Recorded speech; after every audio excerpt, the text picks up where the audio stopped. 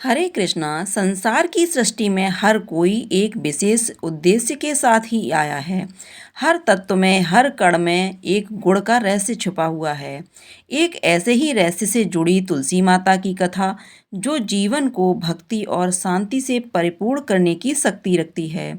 पवित्र और अलौकिक सुगंध से महकती हुई तुलसी की पत्तियां, जो भगवान श्री विष्णु की प्रियतम हैं, आज भी भक्तों के हृदय में प्रेम और भक्ति का अलौकिक एहसास उत्पन्न कराती हैं। प्रिय श्रोताओं, आज जया एकादशी के शुभ अवसर पर आप सभी सुनेंगे तुलसी माता और जया एकादशी की व्रत कथा। नारद मुनि भगवान श्री कृष्ण के पास पहुंचे। उनके मन में तुलसी माता के अद्वितीय माहात्म्य को जानने की तीव्र इच्छा थी। उन्होंने भगवान से पूछा, प्रभु, हम जानते हैं कि तुलसी माता आपको अत्यंत प्रिय है, लेकिन उनके जन्म और उनके अद्भुत माहात्म्य के बारे में हमें अधिक जानने की उत्सुकता है। तब भगवान श्री कृष्ण अपने दिव्य रूप में मुस्कुराते हुए नारद मुनि की जिज्ञासा को समझते हैं और उन्हें तुलसी माता की कथा सुनने का निर्णय लेते हैं। उनका हृदय प्रेम और ज्ञान से अभिव्यक्त होता है और उनके मुख से निकलती है तुलसी माता की अद्भुत कथा, जो न केवल भक्ति के मार्गों को स्पष्ट करती है, बल्कि संसार में शांति और पवित्रता के संदेश को फैलाने का कार्य भी करती है।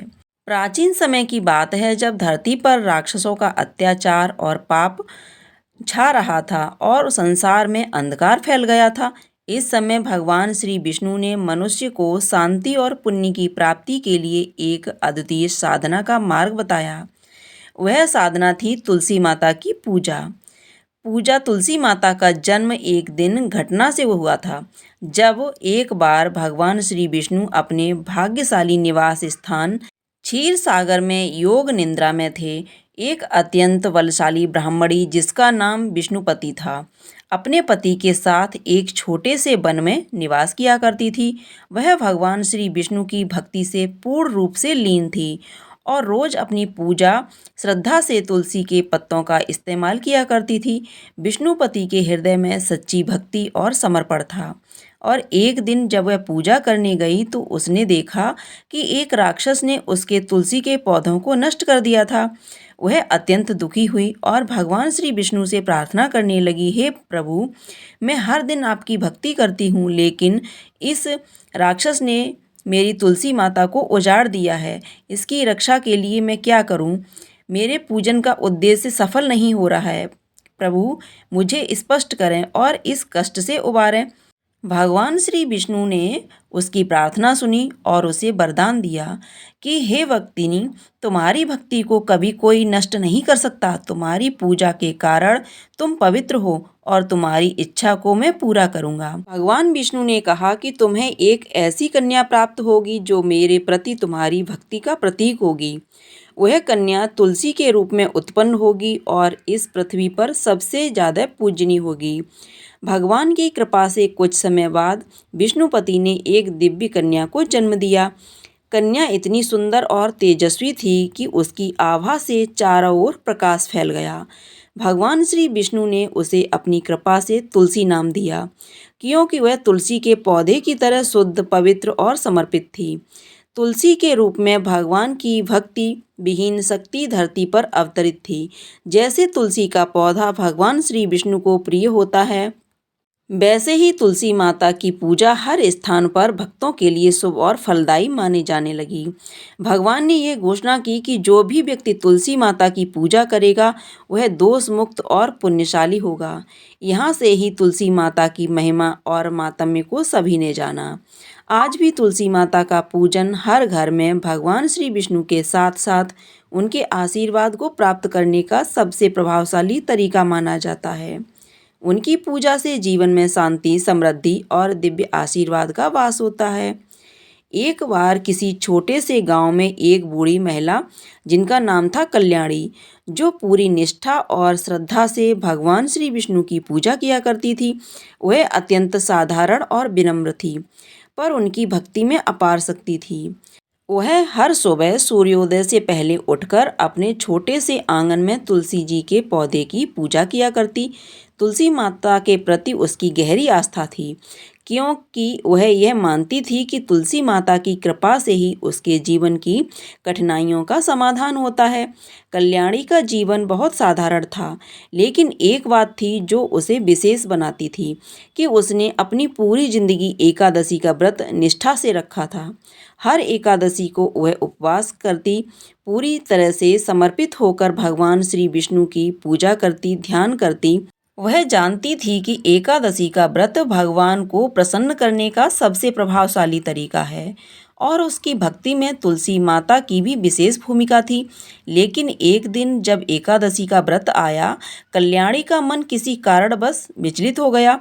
वह बिना ध्यान दिए अपने घर के आंगन में कुछ काम कर रही थी।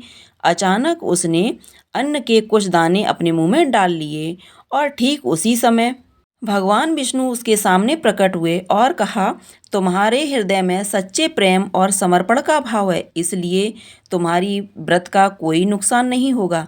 तुलसी माता ने भी हंसते हुए कल्याणी से कहा कि तुमने जिस तरह से मेरी पूजा की, उसी तरह से भगवान श्री विष्णु की भक्ति तुम्हारे जीवन का एक अटूट हिस्सा है। एक साधारण गलती से तुम्हें कोई पाप नहीं लगेगा, क्योंकि तुम्हारा मन शुद्ध और निष्ठावान है। तब भगवान ने उनके सामने एक विशेष अवसर रखा। उन्होंने कहा कि तुम्हें इस घटना से एक शिक्षा प्राप्त होनी चाहिए। तुम्हारी भक्ति में कोई कमी न हो, लेकिन कभी कभी परिस्थितियां हमारे नियंत्रण से बाहर हो जाती हैं। मैं चाहता हूं कि अब तुम और अधिक समर्पण के साथ मुझे नमन करो, ताकि तुम्हारा जीवन सच्चे भक्तों जैसा हो जाए। उसे उस दिन के बाद कल्याणी की भक्ति में एक नया जोश और उत्साह था। उसने तुलसी के पौधे के पास एक छोटा सा मंदिर भी बना दिया, जहाँ वह हर दिन सुबह और शाम पूजा किया करती थी, दीप जलाया करती थी। एक दिन उसने देखा कि जब तुलसी के पौधे के पास में जल अर्पित कर रही थी, वह पौधा अपने आप और अधिक हरा भरा हो जाता था, मानो तुलसी माता स्वयं उसकी पूजा को स्वीकार कर रही हों। इसके कुछ दिनों के बाद कल्याणी के घर के पास एक विचित्र घटना घटी। रात के समय तेज तूफान आया, जिससे गांव की कई घरों की छतें उड़ गईं। लेकिन कल्याणी के घर की छत जैसे किसी अदृश्य शक्ति ने संभाल रखी थी। तूफान के बावजूद उसकी छत पर एक भी कड़ी नहीं टूटी। यह देखकर गांव वाले आश्चर्यचकित हो गए और उन्होंने कल्याणी से पूछा, क्या तुमने कोई विशेष पूजा की है जो तुम्हारे घर का कोई नुकसान नहीं हुआ? तब कल्याणी ने मुस्कुराते हुए कहा, मैंने तो केवल अपने जीवन में भगवान श्री विष्णु और तुलसी माता की पूजा की है। उनके आशीर्वाद से ही आज सब कुछ सुरक्षित है। अब तो गांव वाले पूरी श्रद्धा से कल्याणी के घर आने लगे और जब उन्हें तुलसी माता की पूजा और एकादशी के व्रत के मातम के बारे में बताने लगी, धीरे धीरे कल्याणी का घर एक धार्मिक केंद्र बन गया और लोग वहां जाकर सुख शांति और समृद्धि की कामना करने लगे। फिर कल्याणी के कहने से सभी गांव के लोग एकादशी का व्रत और तुलसी माता की पूजा करने लगे। इस प्रकार भगवान श्री विष्णु और तुलसी माता की अकल्पनीय कृपा से कल्याणी का जीवन बदल गया। उसे किसी प्रकार का पाप नहीं लगा और उसका व्रत भी इस पवित्रता के साथ मान्यता को प्राप्त हुआ। तुलसी माता ने सिद्ध कर दिया कि सच्ची श्रद्धा और भक्ति में कोई दोष नहीं होता और जो सच्ची भक्ति से सच्चे मन से पूजा करता है, उसे भगवान कभी न कभी अपनी कृपा से आशीर्वाद अवश्य देते हैं। यह कथा हमें सिखाती है कि भक्ति और समर्पण से बड़ी कोई शक्ति नहीं होती। कभी कभी जब हम अपने कर्मों में भूल कर जाते हैं, तभी भगवान की कृपा से वह भूल हमें किसी के नुकसान का कारण नहीं बनने देती। यह थी तुलसी माता की कथा। सभी मिलकर प्रेम से बोलिए, तुलसी माता की जय, श्री विष्णु भगवान की जय। इस साल माघ मास के शुक्ल पक्ष की एकादशी का व्रत 8 फरवरी को रखा जाएगा।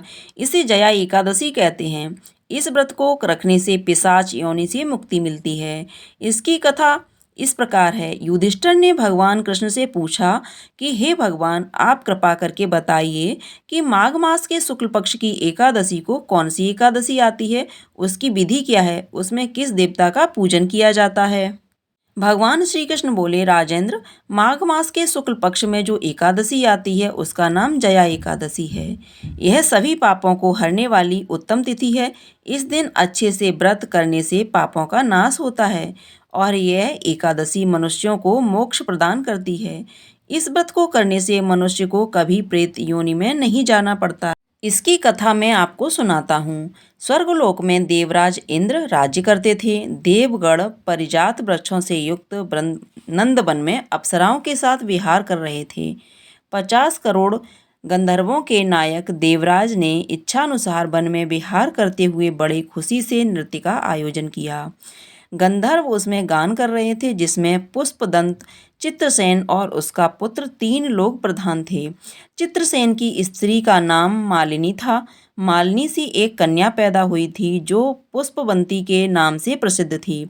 पुष्पदंत गंधर्व का एक पुत्र था जिसको लोग माल्यवान कहते थे। माल्यवान पुष्पवंती के रूप पर अत्यंत मोहित था। ये दोनों भी इंद्र के संतोषार्थ नृत्य करने के लिए आए थे। इन दोनों का गान हो रहा था। इसके साथ अप्सराएं भी थीं। अनुराग के कारण ये दोनों मोह के वशीभूत हो गए। चित्त में भ्रांति आ गई, इसलिए वे शुद्ध गान न गा सके। कभी ताल भंग हो जाती थी तो कभी गीत बंद हो जाता था।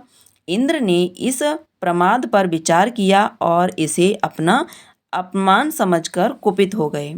इस प्रकार इन दोनों को शाप देते हुए वे बोले, ओ मूर्ख, तुम दोनों पर धिक्कार है। तुम लोग पतित और मेरी आज्ञा भंग करने वाले हो, इसलिए पति पत्नी के रूप में रहते हुए पिशाच हो जाओ। इंद्र के इस प्रकार शाप देने पर दोनों के मन में बड़ा दुख हुआ। वे हिमालय पर्वत पर चले गए और पिशाच योनि को पाकर भयंकर दुख भोगने लगे। शारीरिक पातक से उत्पन्न ताप से पीड़ित होकर दोनों ही पर्वत की कंदराओं में विचरण करने लगे। एक दिन पिशाच ने अपनी पत्नी पिशाची से कहा, हमने कौन सा पाप किया जिससे वह पिशाच यौन प्राप्ति हुई? नरक का कष्ट बहुत भयंकर है यह पिशाच योनि भी बहुत दुख देने वाली है। अतः पूर्ण प्रयत्न करके पाप से बचना चाहिए। इस प्रकार चिंता के कारण वे दोनों दुख के कारण सूखते जा रहे थे। देवगणों ने उन्हें माघ मास के शुक्ल पक्ष की एकादशी तिथि प्राप्त हो गई थी। जया नाम से विख्यात वह तिथियों से उत्तम है। उस दिन उन दोनों ने सब आहार त्याग दिए। उन्होंने जलपान भी नहीं किया, किसी जीव की हिंसा नहीं की, यहाँ तक कि खाने के लिए फल भी नहीं काटा। दुखी होकर वे पीपल के पेड़ के पास बैठ गए। सूर्यास्त हो गया। उनके प्राण हर लेने वाली भयंकर रात्रि उत्पत्ति हुई। उन्हें नींद नहीं आई। वे रति और कोई सुख भी पा सके। सूर्योदय हुआ, द्वादशी का दिन आया। इस प्रकार उस पिशाच दंपति के द्वारा जया के उत्तम व्रत का पालन हो गया। उन्होंने रात भर जागरण किया। उस व्रत के प्रभाव से तथा भगवान विष्णु की शक्ति से उन दोनों का पिशाच दूर हो गया। पुष्पवंती और माल्यवान अपने पूर्व में घर गए। उनके दिल में वही पुराना स्नेह उमड़ रहा था। उनके शरीर पर पहले जैसे ही अलंकार शोभा पा रहे थे। इन दोनों मनोहर रूप धारण की करके विमान में बैठे और स्वर्गलोक में चले गए। वहां देवराज इंद्र के सामने जाकर दोनों ने बड़ी प्रसन्नता के साथ उन्हें प्रणाम किया। उन्हें उस रूप में देखकर इंद्र को बड़ा आश्चर्य हुआ। उन्होंने पूछा, बताओ, किस पुण्य के प्रभाव से तुम दोनों को पिशाचत्य दूर हुआ? तुम मेरे शाप को प्राप्त हो चुके थे, फिर किस देवता ने तुम्हें इससे छुटकारा दिलाया? माल्यवान बोला, स्वामी, भगवान वासुदेव की कृपा और जया एकादशी के व्रत के प्रभाव से हम पिशाच योनि से मुक्त हुए। भगवान श्री कृष्ण कहते हैं कि राजन, इस कारण एकादशी का व्रत करना चाहिए। नृप श्रेष्ठ जया एकादशी ब्रह्म हत्या का भी पाप दूर करने वाली है। जिसने जया एकादशी का व्रत कर लिया उसने सभी प्रकार के दान दे दिए और सभी प्रकार के यज्ञों का अनुष्ठान कर लिया। इस मातम्य को पढ़ने और सुनने से अग्निदोष यज्ञ का फल मिलता है। प्रेम से बोलिए विष्णु भगवान की जय, तुलसी माता की जय। आपको यह कथा पसंद आई हो तो कमेंट बॉक्स में जा कर के कृष्ण भगवान की जय अवश्य लिखिएगा। साथ ही साथ वीडियो को लाइक कीजिए, शेयर कीजिए। चैनल पर पहली बार देख रहे हो तो चैनल को सब्सक्राइब कर लीजिएगा। धन्यवाद। राधे राधे।